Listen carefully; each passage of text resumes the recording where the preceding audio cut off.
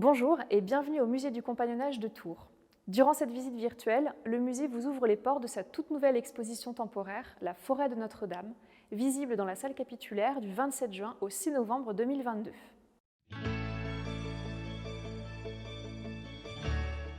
Le 15 avril 2019, Notre-Dame de Paris s'enflamme, la charpente médiévale et la flèche du 19e siècle partent en fumée.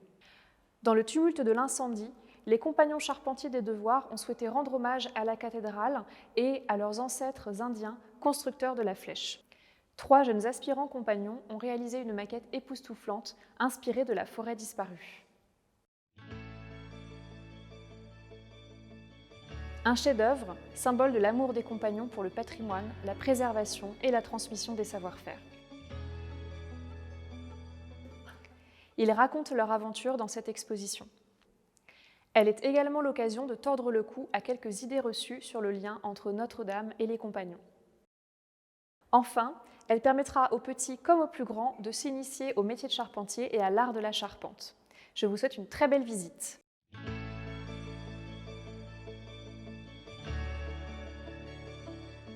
L'exposition « La forêt de Notre-Dame » s'articule autour de cette impressionnante maquette inspirée de la charpente disparue. Elle est faite de plus de 1800 pièces de chêne. On comprend ainsi pourquoi elle est surnommée la forêt. Ses dimensions sont impressionnantes.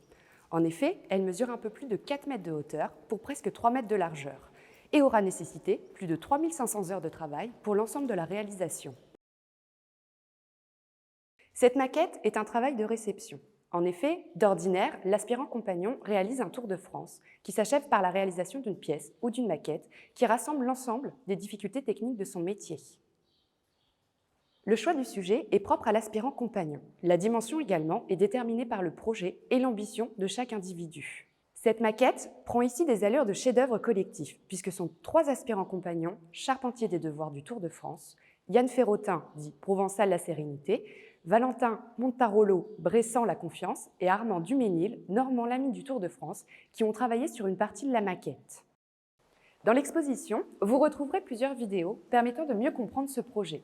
L'une d'elles a été réalisée dans le but de montrer les différents processus du travail des 3 compagnons, à savoir l'épure, la taille, l'assemblage et le levage. Les 3 compagnons ont également accepté de témoigner pour le musée sur leur parcours et sur ce que la réalisation de cette maquette leur a apporté humainement et techniquement. Dans l'exposition, vous aurez aussi l'occasion de manipuler le plan 3D créé par les compagnons pour la réalisation de la maquette. Point d'orgue de cette exposition, cette maquette permettra aux visiteurs de se questionner et sera pour nous l'occasion de revenir sur les quelques idées reçues autour de la cathédrale de Notre-Dame et surtout de déconstruire les mythes autour des compagnons bâtisseurs. En effet, dans l'imaginaire collectif, les cathédrales, et notamment celle de Notre-Dame de Paris, ont été réalisées par des compagnons. Or, cette idée est fausse.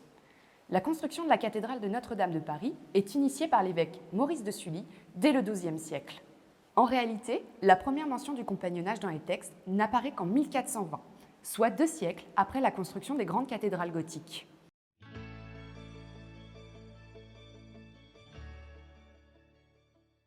Est-ce que les compagnons ont bien œuvré à la restauration de Notre-Dame au XIXe siècle? Il est courant de dire que c'est Eugène Viollet-le-Duc qui reconstruit la flèche. Cependant, ce dernier étant architecte, ce n'est pas lui qui bâtira la flèche, mais bien des ouvriers, et notamment un compagnon charpentier.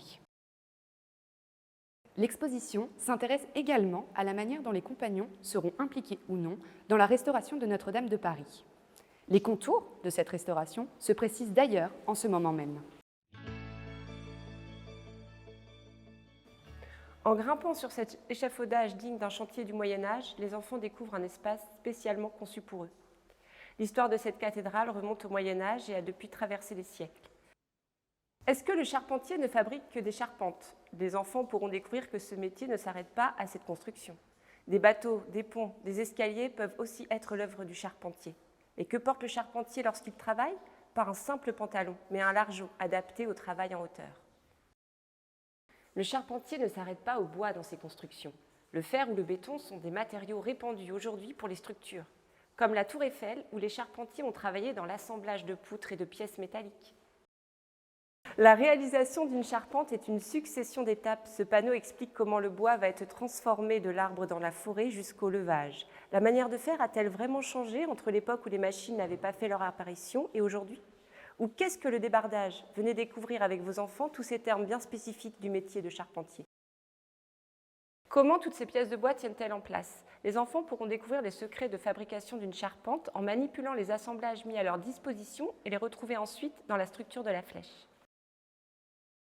Les charpentiers utilisent un alphabet bien à eux.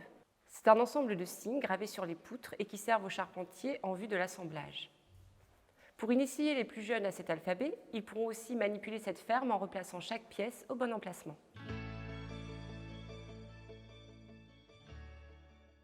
Cette sculpture en bronze réalisée par François Sicard, un sculpteur tourangeau, représente parfaitement le métier de charpentier. La bise aiguë, outil emblématique du charpentier, lui sert à créer des tenons et mortaises, un assemblage courant dans la structure d'une charpente.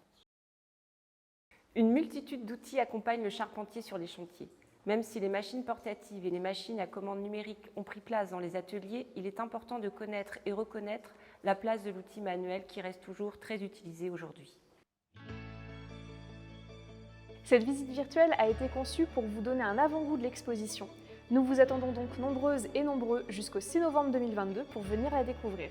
Nous remercions les partenaires de cette exposition, la Fédération des Compagnons du Tour de France et plus particulièrement les Compagnons Charpentiers des Devoirs d'Anglet et de Tours, ainsi que l'association Restaurons Notre-Dame.